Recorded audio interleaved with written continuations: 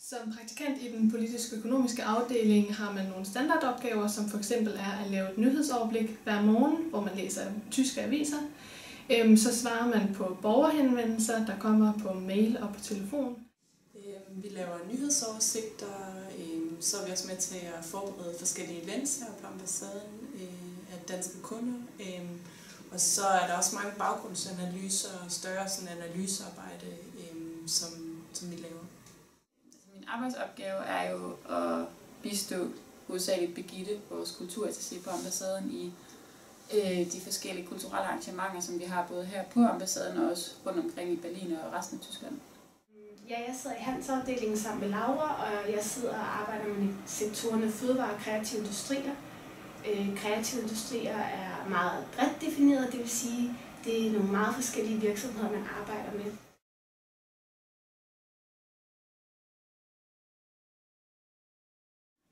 Altså man får gennem sin praktiktid jo et unikt indblik i arbejdslivet, mens man er studerende, mens man egentlig er begravet i bøgerne. En indsigt i, hvordan den danske centraladministration fungerer nu her, fordi der er rigtig meget fokus på, at udenrigstjenesten skal være økonomisk rentabel, og det sidder vi i hvert fald rigtig meget med her, altså den snitflade, der er mellem politik, handel og økonomi.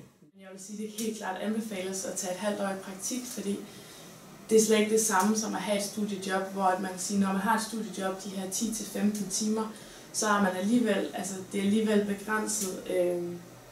Man kan sige, at når man er i praktik fuldtid, så er man der ligesom også, man er mere en del af arbejdspladsen, fordi man jo er her hver dag. Så ja, selvfølgelig så er det også første gang i en studietid, hvor man helt konkret får mulighed for at opleve en sammenhæng mellem det teori, man læser, og så hvordan det fungerer i praksis. Og det kan ligesom skabe en helt ny aha-oplevelse og meget bedre forståelse for et emne.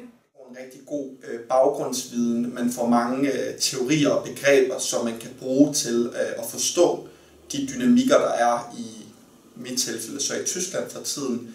Det kan være opkomsten af nye partier, det kan være udenrigspolitik over for Rusland, det kan være situationen i Syrien. Altså det kan være mange forskellige situationer, hvor værktøjskassen fra statskundskab er rigtig god at have.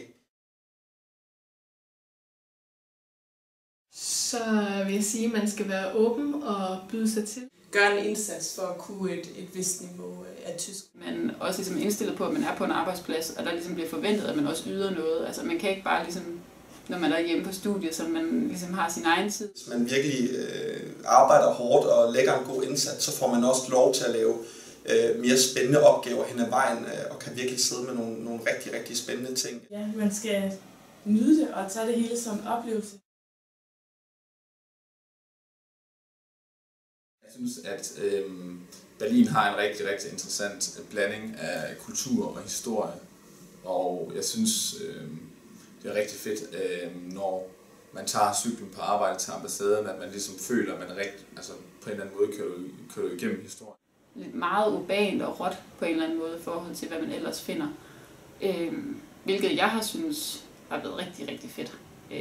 Noget helt anderledes end København, som måske er lidt, når man sammenligner med Berlin, mere sådan poleret på en eller anden måde. Og noget af det, jeg synes har været sværest, det har været at cykle hernede. Det har de ikke helt den samme kultur for, som jeg synes, vi har derhjemme. Man kan sige, Berlin det er ligesom nogle andre logikker, der er gældende. Man kan sige, at Berlin er anti-elite og anti-snop. Byen har sin egen charme, vil jeg sige. Det er en meget sammensat by med mange forskellige centre i byen.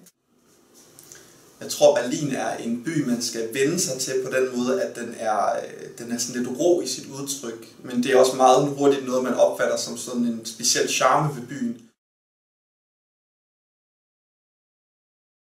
Tempelhofer Felt, som er meget unikt, at inde i byen, eller relativt, der er der den her gamle flyplads, og det giver altså en hel masse muligheder, som man ikke lige kan sammenligne med noget, i hvert fald inde i byerne i Danmark. Altså jeg vil sige, at man skal i hvert fald bruge en sommersøndag i Mauerpark til at se karaoke.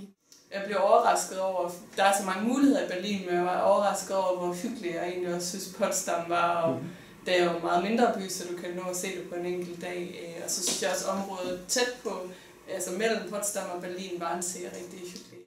Jeg har været rigtig glad for den. Det er en tagterrasse, en bar, der ligger nede i Neukölln, der hedder Projekt Klunkerkranich. Man snakker meget også om, hvad er Berlin, hvad er den tyske, eller hvad er den berlinske identitet, hvad er den berlinske kultur.